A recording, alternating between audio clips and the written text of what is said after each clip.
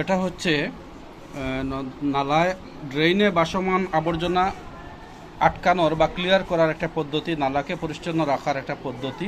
এটা হচ্ছে একটা ড্রেন, যেটার এই দিকটা হচ্ছে তার নিচের দিক, আর এখানে একটা ব্যারিয়ার, একটা বাঁশ বা পাইপ জাতীয় জিনিস দিয়ে একটা বাধা তৈরি করা হয়েছে, যেটার থার্মোকল ব্যাগ বা ওই জাতীয় বস্তু দিয়ে তাকে বেশে রাখতে সাহায্য করে, কিন্তু নিচের দিকে যায় না। আর নদীর এই দিকটায় অ্যাকচুয়ালি এটা হচ্ছে 90 ডিগ্রি অ্যাঙ্গেলে এভাবে হবে, কিন্তু একটু নিচের দিকে দেওয়া হয়েছে যাতে ভাসমান যে আবর্জনাগুলো আসবে বোতল থেকে শুরু করে সেগুলো এসে এই দিকে এসে জমা হবে। তো একদিকে জমা হওয়ার সুবিধা হচ্ছে এই দিক থেকে সেটাকে কালেকশন করা হবে। ফ্লোটিং ওয়েস্ট অ্যাকুমুলেশন প্লেস বলা হচ্ছে, মানে এই জায়গা থেকে ফ্লোটিং ওয়েস্টগুলোকে তুলে নেওয়া হবে।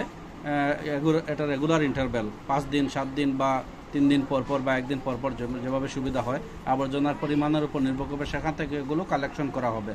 এবং এভাবে যদি ভাসমান সব আবর্জনা আমরা এখানে জায়গায় কালেকশন করে নিই, তাহলে নিচের অংশটা আমরা আশা করতে পারি স্বচ্ছ বা পরিষ্কার থাকবে।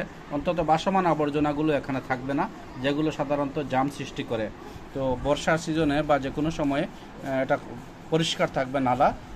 ওয়াটার ক্লগিং যেটা সাধারণত হয়ে থাকে বর্ষায়, মিনি ফ্লাড হয়ে থাকে, এই কারণে এই আবর্জনাগুলো জমে থাকার কারণে এটার সমাধান হচ্ছে এই পদ্ধতিটা।